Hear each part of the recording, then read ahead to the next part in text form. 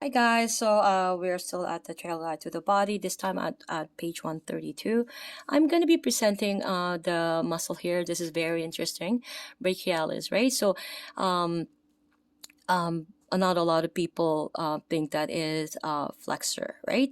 But it is, if you can see here, it does flex the elbow because biceps brachii does two movements. It does supinate and it does flex, right? So we have established that before when we were presenting biceps brachii. Now I'll be reading this, and please look at the image here. I will be also indicating where the origin and insertion is like the previous presentation I did. Okay, so brachialis is a strong elbow flexor that lies deep to the biceps brachii on the anterior arm. So it has a flat yet thick belly.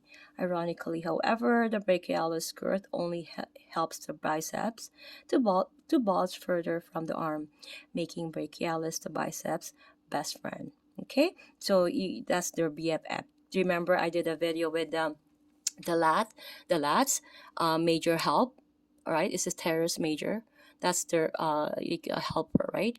That's the lats helper. This one is the biceps best friend. Okay, so remember those two, so you can keep that in mind. So because it helps those little minute little things that you can remember these muscles and have it permanently ingrained in your brain, so that when you're dealing with clients, we're not going through our phone and look at in the internet for muscles and origin and insertion and the location. Okay, so although it lies underneath the biceps, portions of the brachialis are accessible.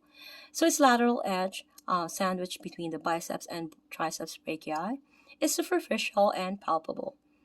So the distal aspect of the brachialis is also accessible as it passes along the edge of the side of the biceps tendon.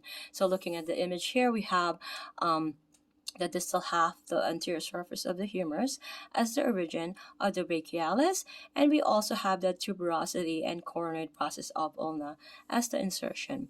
We all know that the major movement of brachialis, and it is the flexing the elbow. Okay, nerve innervation is the musculocutaneous small branch from radial C5 and C6. Okay, so now we're going to look at the lateral B of the right forearm. We're going to look here as the therapist being in front, strumming across the edge of the brachialis. Okay, we can see in the image here the deltoid tuberosity, which is the deep, and brachialis here, and biceps brachii. Okay, excuse me. So having the client shake hands with your partner and flex the elbow to 90 degrees. Okay, it is important to distinguish the muscle tissue of the biceps brachii from that of the brachialis. See, it's really important that we know the difference. Okay, so you can ask your partner to flex her elbow against your resistance and isolate the edges of the round biceps brachii belly. With the arms relaxed, slide laterally half an inch of the distal biceps. The edge of the brachialis can be detected by rolling your fingers across its surface. As you strum across its solid edge, you will feel a pronounced thump. Okay? Keep that in mind. So we've established that. We're going on to number 3. We're going to continuing to strum across its edge. Follow it distally to where it disappears into the elbow. Number 4, we're going to locate the distal biceps tendon. We're going to palpate along either side of the tendon for portions of the deeper brachialis. Okay? Again, looking at that lateral view here, right? We're going to move forward and now presenting the anterior and medial view of the right elbow. So we have here triceps brachii, we have the brachial artery and median nerve. It's really important that we know where the location of the arteries and nerves, okay? Because we're not gonna try to strum it and put pressure on those nerves.